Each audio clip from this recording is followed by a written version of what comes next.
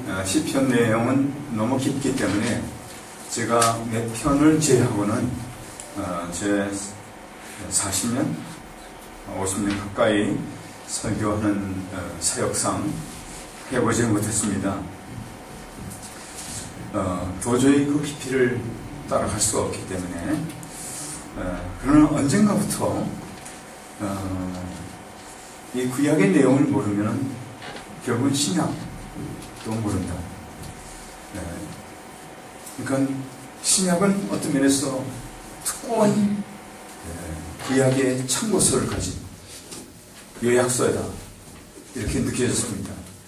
그래서 신약의 내용만 본다면 그것은 그냥 요약만 보는 거예요.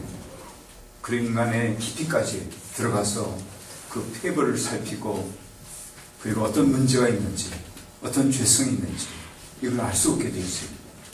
사실 다윗의 신데 여기만 보더라도 다윗이 어떤 사람인지 이걸 통해서 그가 얼마나 깊이까지 하나님께 들어갈 수 있었는가를 우리는 볼 수 있어요. 물론 신약에서 볼 수 있지만 그러나 이거는 구약의 독특한 위치라고 볼 수가 있겠습니다. 그리고 이 구약에서만은 인지는 모르겠지만 특히 구약에서 그렇게 깊은 속에까지 들어갔던 다윗도 범죄를 할 수 있다는 것.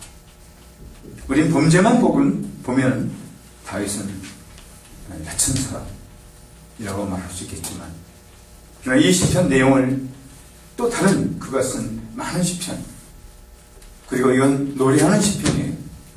근데 그런 시편들이 한 70개쯤 된다고 하는데 제가 제대로 알고 있는지 모르겠지만 그 하나하나를 봤을 때 정말 우리는 이 세상에서 이렇게 사람이 하나님을 깊이 이해할 수 있겠는가 이런 탄식을 하게 됩니다. 그리고 제자 훈련을 시키는 데 있어서 이 구약을 모른다면 정말 제자다운 제자가 나올 수 있겠는가 라는 사실은 깨달은 지가 오래되지 않습니다. 구약이 이렇게 제 마음속에 제 몸에 와 달라붙는 그런 것은 사실 제가 깨달은 지가 그렇게 오래되지 않습니다. 저는 그런 상황, 그런 제 심령을 가지고 오늘 이 시편을 같이 나누기를 원합니다. 우선 이 배경은 여러 의견들이 있습니다. 복음주의자들만 제가 얘기한다더라도 몇 개의 의견들이 있습니다. 칼빈 선생은 이거는 다윗이 왕으로서 즉위를 한 후에 그가 사울에게 쫓기던 그런 것을 연상하면서 한 내용이다. 이렇게 말하는가 하면은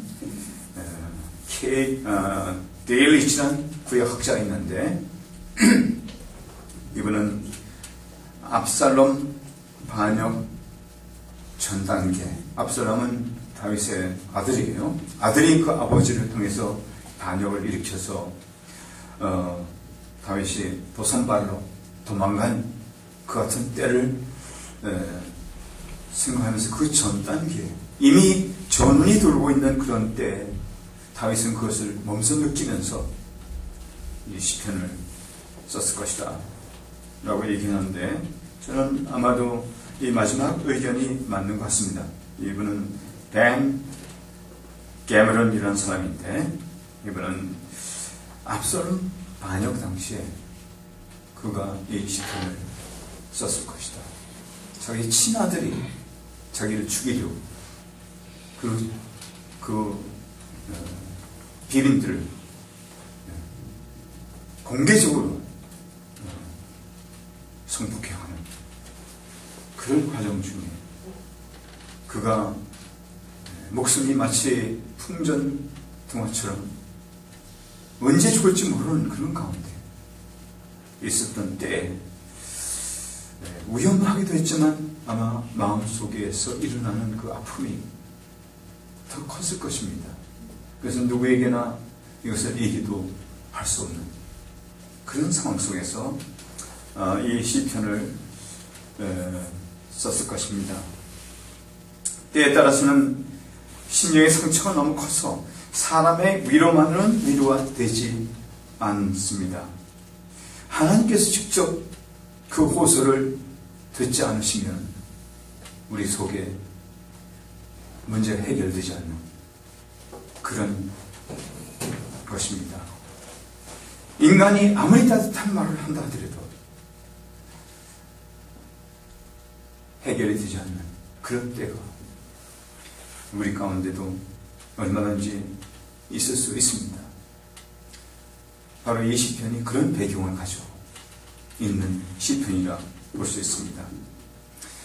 과연 우리는 어떻습니까? 특히 이번에 긴 시간 선교지에서 있다가 들어온 여러분들은 어떻습니까?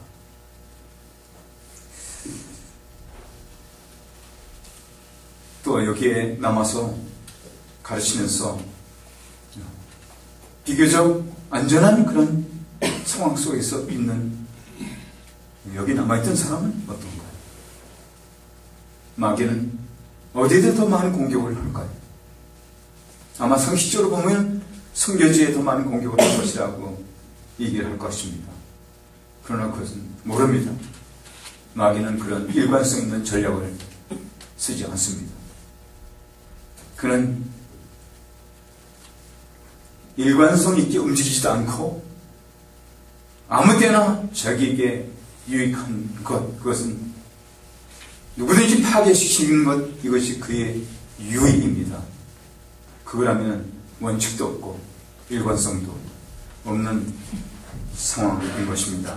그러나 그래도 오늘 여러분들이 선교지에서 5년, 15년, 20년 간 있었다면 그게 최소한 한두 번, 아니 한두 번이 아니라 수없이 많이 이런 상황 속에 빠져 들어갔을 가능성이 큽니다. 인간관계, 선교사 간, 현지인과 선교사 간, 그리고 병, 끈질긴 병마, 특히 자녀가 아팠을 때 그것은 자신이 아픈 것보다 더 괴로운 상황, 가족 문제, 부부 사이, 외로움, 그리고 무능함, 아무리 효과가 나타나지 않는, 성과가 없는, 그리고 가난함, 돈이 없는 거예요. 그래서 희망까지 없어서 호소하고 또 호소해보고, 그리고 호소해본 적이 전혀 없는 사람 여기 있습니까?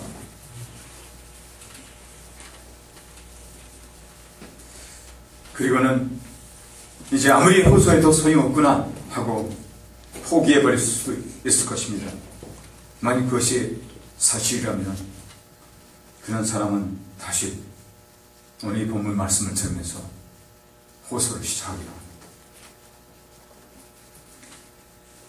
그리고 소급해서 호소하기 바랍니다.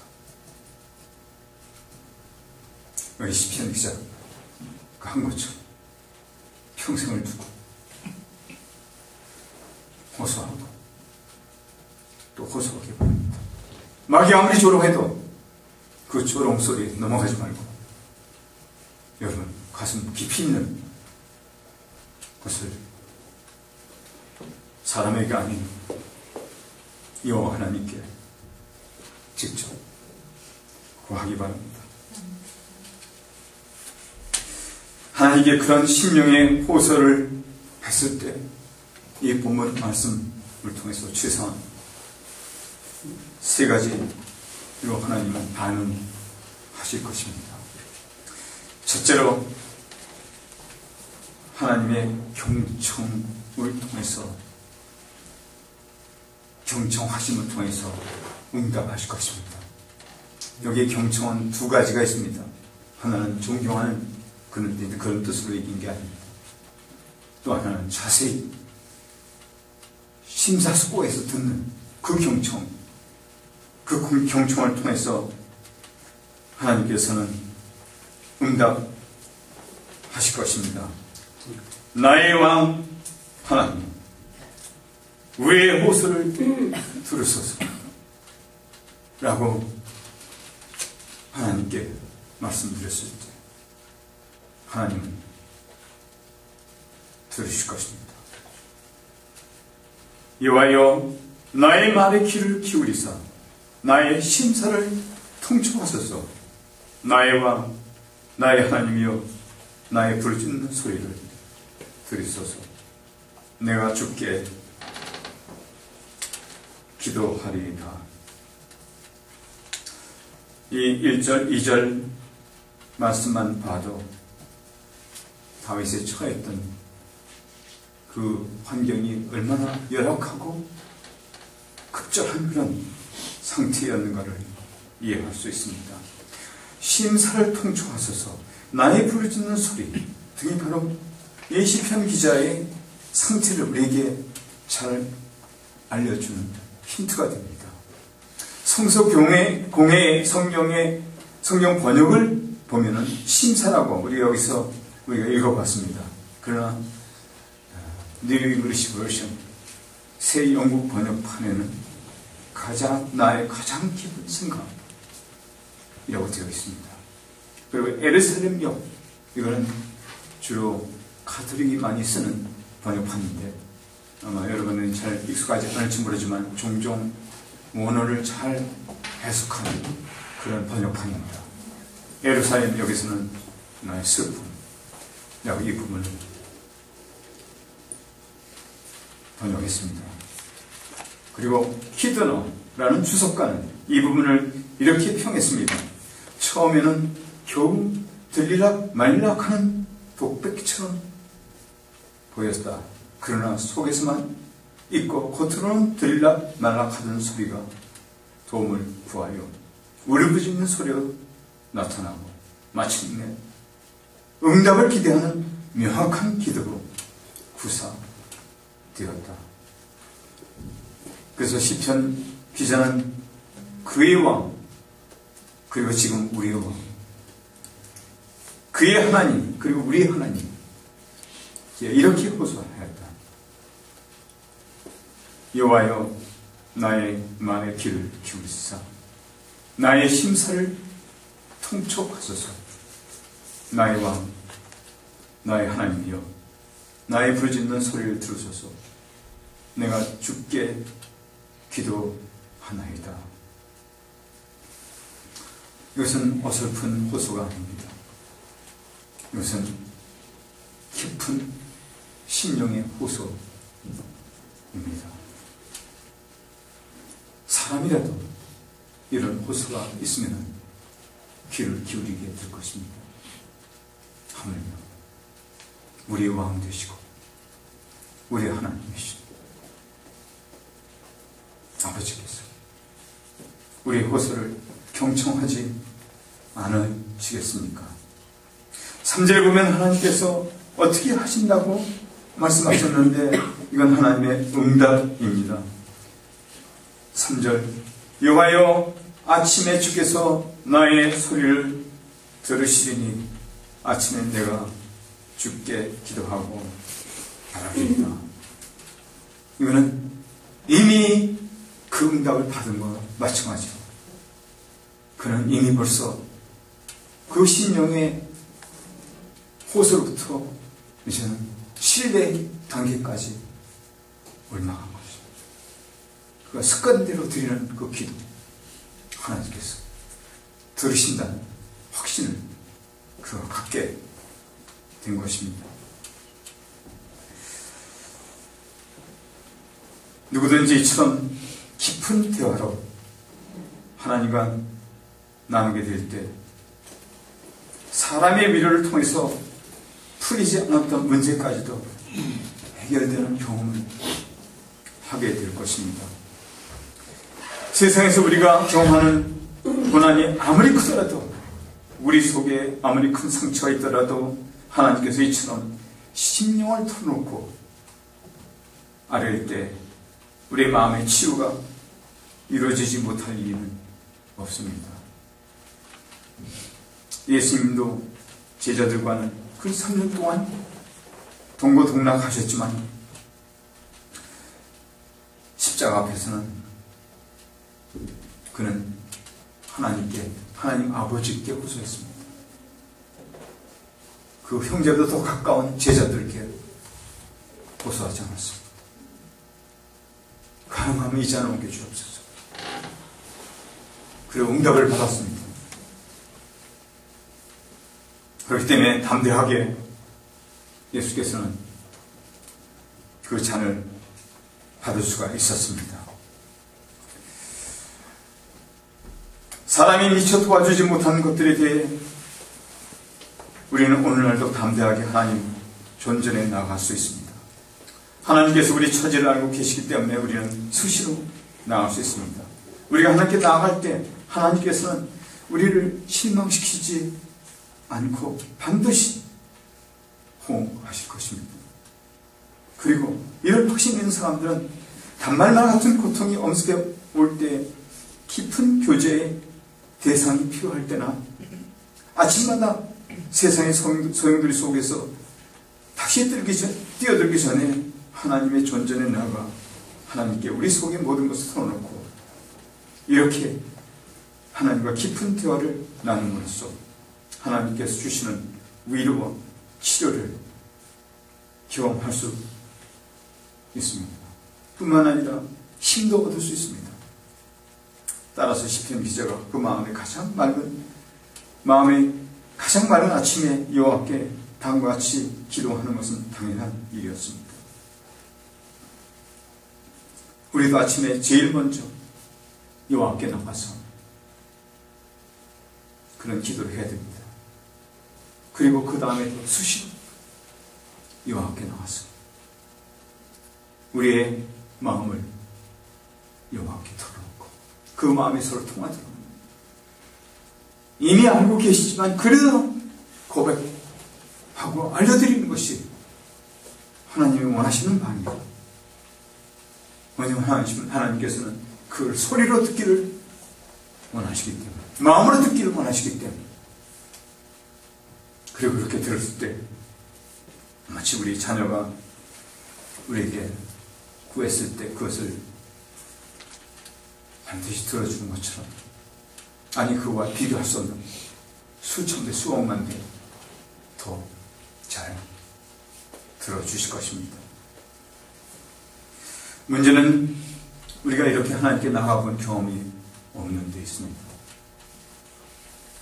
어느 순간이든 그것이 고난을 통해서든 혹은 부흥을 통해서든 우리의 심령이 하나님의 심령과 합쳐진, 그리고 그것을 서로 통한 그런 경험이 없다면 이 다윗처럼 이런 심령을 하나님께 쏟아넣을 수 있는 그런 능력이 없게 됩니다. 저는 여러분들이 어떤 생활을 했는지 잘 모릅니다. 그러나 제가 짐작하는 것은 현지에서 쉽지만은 않은 생활을 했고, 그리고 마귀는 여러분들 마음 놓고 공격했을 것입니다. 그것이 어떤 형태로 나타나는지 모릅니다. 그러나 만일에 이 시편 기자의 레시피대로 했다면 바로 그 순간 그것은 하나님과 여러분과 깊이 있는 교제를 경험한 순간이었을 것입니다. 그 후부터는 그 같은 교제가 계속 이어지고, 그래서 다윗 같은 이런 처지에 도달했을 때 그는 하나님께 심령의 호소로 나갈 수 있을 것입니다. 저는 처음 예수를 믿었을 때, 제가 엔지니어이기 때문에 저는 인문학을 공부하지 않았기 때문에도 그렇고, 그리고 배우지도 못해서 그렇고, 하나님께 그런 마음을 깨닫는 데 많은 시간이 걸렸습니다. 그러나 어느 날 제가 너무 아파서, 근데 회사는 가야 되고, 그래서 저는 아픈 몸을 이끌고 회사를 가는데, 그때 버스를 탔는데 이 몸을 지탱할 수가 없어서 저는 이 손잡이를 붙들고 제 몸이 거기에 휘말리면서 서울역 근처를 버스가 휙 돌아갈 때 제 몸이 확 감기면서 거기에 막혔습니다. 그리고 가까스로 하루 근무를 마치고 제가 회사에서 나와서 저희 집까지 가려면 연희동 꼭대기에 그게 소위 아파트를 하지만 그것은 연립주택과 비슷한 11평짜리 그게 올라가는데 힘이 빠져서 올라갈 수가 없어요. 근데 그날 저는 이 세상에서 가장 귀중한 경험을 했어요. 처음으로 제가 제 마음을 다해서 내 심령을 다해서 여호와여 나를 붙들어 주옵소서. 그래서 의지하는 것을 배웠어요. 그전에는 의지를 약한하고 나머지는 내 힘이었어요. 그날은 내가 그럴 힘조차가 없었어요. 전심을 다해서 여호와를 의지하는 그 감각을 그날 느낀 거예요. 저는 그 후로 집에 도착해가지고 이렇게 기도했어요. 하나님, 내 병을 조금만 더, 내가 조금 더 아프게 해달라고. 왜냐면 제가 저 자신을 잘 알아요. 이제 몸이 완쾌되면은, 몸이 아프지 않으면은, 이제 여호와를 또 의지하지 않게 될 거예요.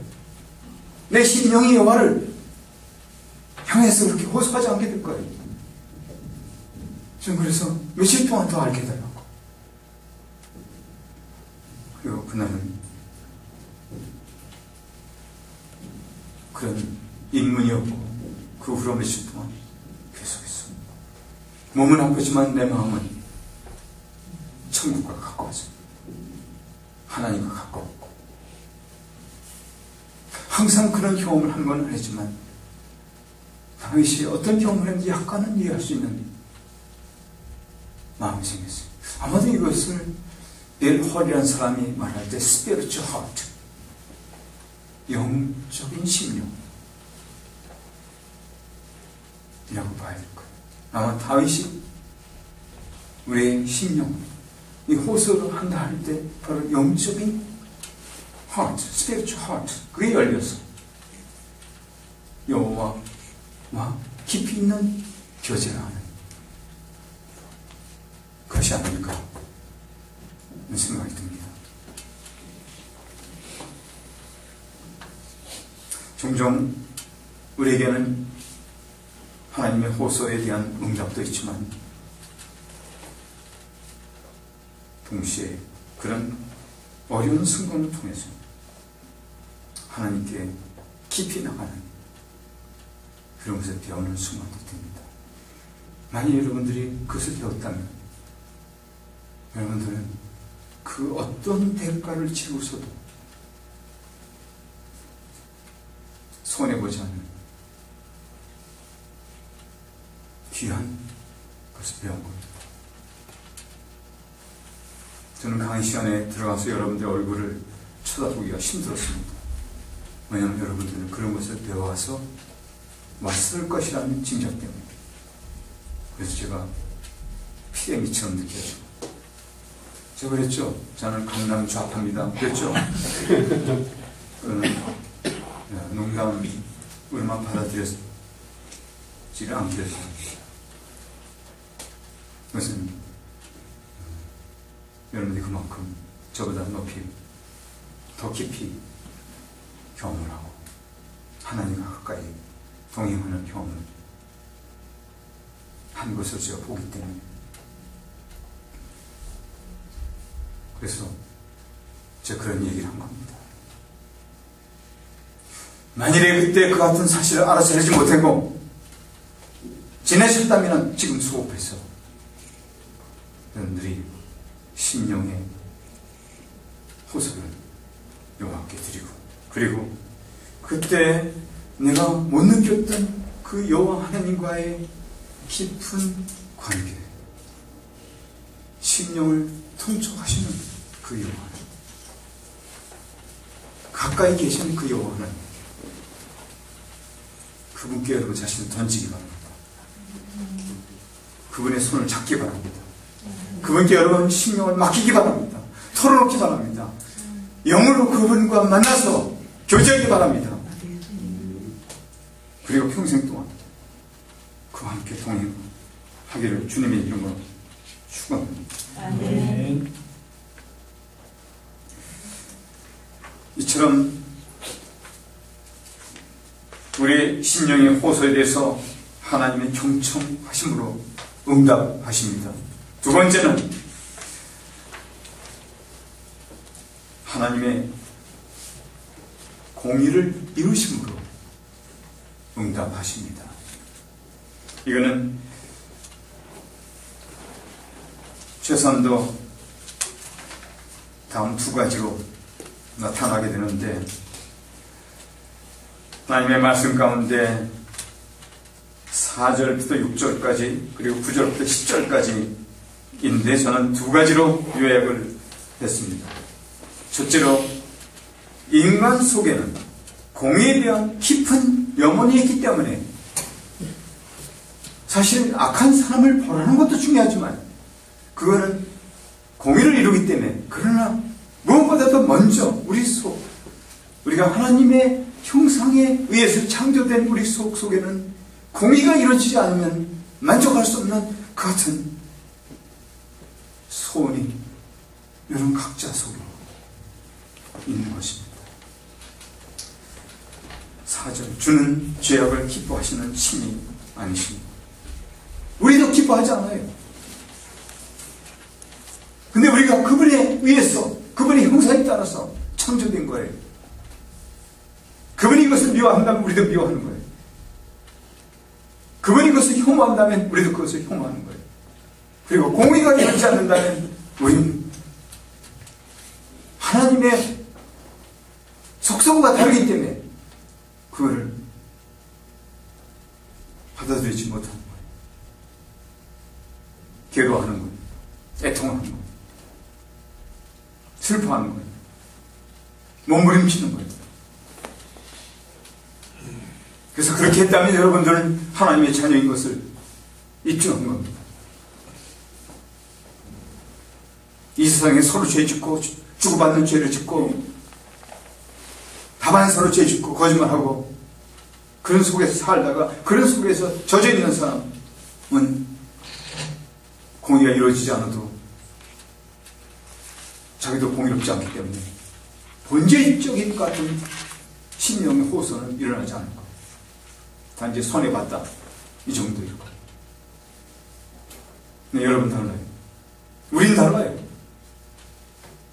우린 그 공의가 이루어지지 않을 때 하나님의 속성과 본질과 다르기 때문에 괴로워하는 거예요. 주는 죄악을 기뻐하시는 신이 아니시니 악이 주와 함께 유하지 못하며 우리와 함께 유하지 못하는 것처럼 오만한 자가 주의 목전에 서지 못하리이다. 주는 모든 행악자를 미워하시며 거짓말하는 자를 멸하시리이다. 여호와께서는 피 흘리시기를 즐기고 속이는 자를 싫어하시나이다. 피 흘리는 자, 속이는 자 싫어하신다. 여러분 속에 상처가 있다면 바로 그런 것을 싫어하기 때문에 오는 그 상처, 그것은 여러분들이 하나님의 자녀이고 하나님의 속성, 하나님의 본질을 통해서 창조된 피조물이기 때문에 그것을 즐길 수 없는 것이고 그것이 상처로 남는 것입니다. 그렇지만 그것을 하나님께 호소하기로 합니다. 그래서 그 상처가 아물게 해달라고. 그리고 계속해서 치료해 달라고. 두 번째는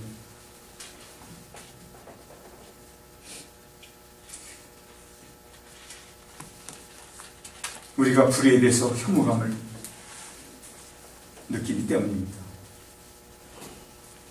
그것이 온통한 문제이든 자신이 깎이는 일이든 물질적인 손해를 보았든 인격적인 모독을 당했든 이는 모두 불의이며 우리 속에는 그런 공의를 사랑하는 사람들이기 때문에 그건 나에게 일어난 일이든 딴 사람에게 일어난 일이든 다 똑같이 정도의 차이 남아 있을지 모르죠. 우리에게 혐오감을 느낍니다. 심지어는 우리의 적이 그런 아픔 속에 들어간다 해도 우리는 그것을 기뻐할 수 없는 궁극적으로 우리는 그런 사람들입니다. 그렇기 때문에 이 불의는 우리 속에 깊은 탄식을 갖다주고 우리 영혼이 슬퍼하고 그리고 하나님께 호소할 수밖에 없게 되는 것입니다. 하지만 하나님께서 이런 죄에 대해서 공의를 베푸실 것입니다. 다윗의 경우도 6절 말씀, 거짓말하는 자들, 악한 마음에서 나는 독한 말 9절 말씀, 저희 입에 신실함이 없고 저희 심중에 악이 심하며 저희 목구멍은 열린 무덤과 같고 저희 혀로는 아첨하나이다. 이런 독한 말 때문에 심령이 상했던 것을 알 수 있습니다. 그러나 다윗이 하나님께 가까이 나와 자신의 심령을 호소할 때 하나님의 깊은 뜻을 볼 수 있었습니다. 공의를 사랑하시고 공의를 이루시기 위하여 어떤 희생이라도 치르실 결의가 되어 있는 하나님의 의중, 심중을 보는 순간 그의 심령 문제는 해결되었을 것입니다. 하나님도 하나님 마음도 내 마음과 같구나. 불의를 싫어하시고 곧 불의를 멸하실 것이구나. 그렇다면 내가 당하고 있는 이 불의도 하나님께서 친히 보고 하시겠구나. 그리고 아마 반응을 이렇게 했을 것입니다. 괜찮습니다. 그때까지 기다리겠습니다.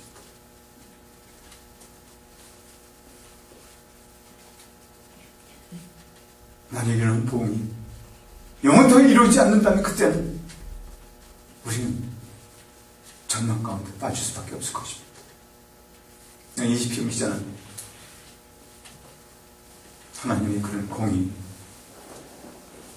성취될 것에 대해서 알았습니다.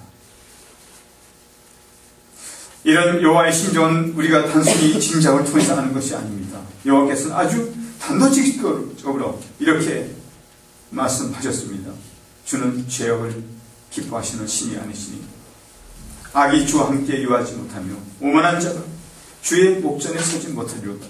주는 모든 해악자를 미워하시며 거짓말하는 자를 멸하시리니 여호와께서는 피 흘리기를 즐기고 속이는 자를 싫어하십니다. 4절부터 6절까지 말씀입니다. 마음속 깊이 새기세요.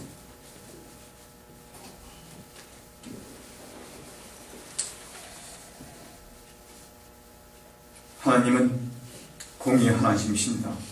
따라서 작은 악도 미워하시고 커다란 악도 미워하시고 거짓말도 미워하시고 그리고 현 악의 세계에도 반드시 응징하시고 심판하실 것입니다. 여러분들이 당한 그 어떤 것이든 그것이 악한 것이었다면 걱정하지 마시기 바랍니다. 거기에 대해서 공의를 이루실 것이고 하나님의 응징하실 것이기 때문에 앞으로도 마찬가지입니다. 물론 여기 믿음이 필요합니다. 하나님 의지하는 것이 필요합니다. 왜냐하면 우리 인간이기 때문에 아픔이 먼저 오기 때문에. 그러나 정신 차리고 다시 재정신 들고 하면은 알았습니다. 당신이 공의를 이룰 것입니다. 당신이 공의를 사랑하십니다. 그렇기 때문에 내 속에도 공의가 이루어질 것입니다. 그리고 그 공의는 반드시 올 것입니다. 하나님 나라가 곧 올 것입니다. 그리고 마치 우리의 복음 성가에 나와 있는 내용처럼 이건 이사야서 11장 6절부터 8절 말씀을 노래한 것인데, 이거는 공의를 추구하고 공의를 사랑하는 사람의 염원이고도 또 동시에 이것이 우리를 기다리고 있는 공의입니다. 그 결과입니다. 사막에 샘이 넘쳐 흐르리라. 한번 상상해 보세요. 사막에 샘이 넘쳐 흐르리라. 사막에 꽃이 피어 향리 내리라. 주님이 다스리는 그 나라가 되면 사막의 꽃동산들이 사자들이 어린 양과 뛰놀고 어린 이들 함께 뒹구나. 참사랑과 기쁨의 그 나라가 이제 속히 오리라. 사막의 숲이 우거지리라. 사막의 예쁜 새들 노래하리라. 주님이 다스리는 그 나라가 되면 사막이 낙원되리라. 독사굴에 어린이가 손 놓고 장난쳐도 물리지 않는 참사랑과 기쁨의 그 나라가 이제 속히 오리라. 아까 여기 가서 같이 찬양하고 축복받고 하는 애들, 그 얼굴 봤어요? 그 애들이 독사굴에 손 놓고 독사에 물리지 않고 그런 천진난만한 애들을 폭행하거나 때리거나 차치거나 하지 않는 그런 공의의 나라가 약속되어 있어요. 이 시편 기자는 그 나라를 향해서 바라보고 있었어요. 그렇기 때문에 단말 같은 아픔을 그가 경험하면서도 그는 한편으로는 소생하고 있었어요.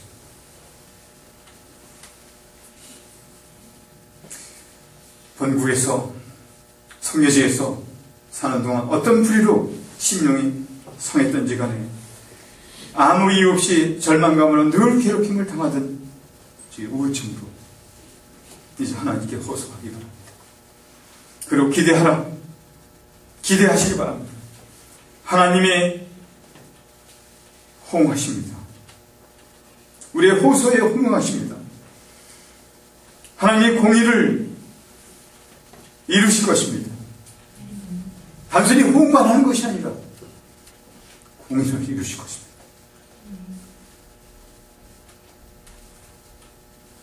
우리의 호소에도 호응하실 것입니다.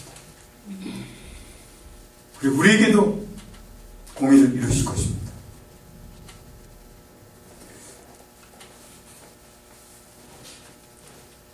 그리고 더 나아가서 세 번째로 근본적인 대책을 세우실 것입니다. 그 근본적인 대책은 7절부터 8절까지 나와 있는 말씀으로서 그건 한마디로 요약한다면 하나님의 뜻대로 하실 것입니다. 사단의 뜻대로, 마귀의 뜻대로, 인간의 뜻대로, 악한 자의 뜻대로가 아니라 하나님의 뜻대로 일을 행하실 것입니다. 오직 나는 주의 풍성한 인자를 힘입어 주의 집에 들어가 주를 경외함으로 성전을 향하여 경배하리이다. 여호와여, 나의 원수들을 인하여 주의 의로 나를 인도하시고 주의 길을 내 목전에 곧게 하소서. 이건 한마디로 주여 당신의 뜻대로 이를 이행하소서, 그런 말씀입니다. 그 뜻은 무엇보다 먼저 하나님의 영광을 체험하게 함으로 주를 경외함으로 성전에서 비록 그것은 아마도 현장 자체는 사막, 언제 죽을지 모르는, 언제 잡힐지 모르는, 언제 조건에 의해서, 자기 아들에 의해서, 압살롬에 의해서 죽을지 모르는 그 같은 상황이었을 것입니다. 그러나 주의 뜻 가운데 들어갔을 때 그것은 성전, 예루살렘에 있는 성전, 하나님의 존전과 같았습니다. 그래서 경배할 수밖에 없었습니다. 더 나아가서 하나님의 집에 들어가 그 뜻대로 행하는 여호와를 향해서 찬양 드릴 수밖에 없었을 것입니다. 그리고 아버지의 뜻대로 이루소서. 그것이 제일 안전합니다. 라고 고백했을 것입니다.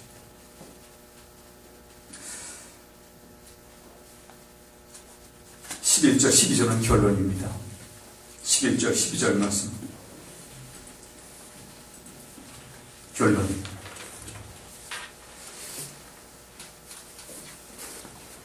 시편 기사는 신명의 호소로 시작해서 이런 결론을 냈습니다. 하나님의 그 신명의 호소에 응답하시고 하나님께서 공의로 응답하시는, 그리고 하나님의 뜻대로 이루어지는 그런 사람에게는 이런 결론이 따르게 됩니다. 오직 주에게 피하는 자는 다 기뻐하며 주의 보호로 인하여 영영이 기뻐 외치며 주의 이름을 사랑하는 자들은 주를 즐거워하리이다. 여호와여, 주는 의인에게 복을 주시고 방패로 함같이 은혜로 저를 호위하시나이다.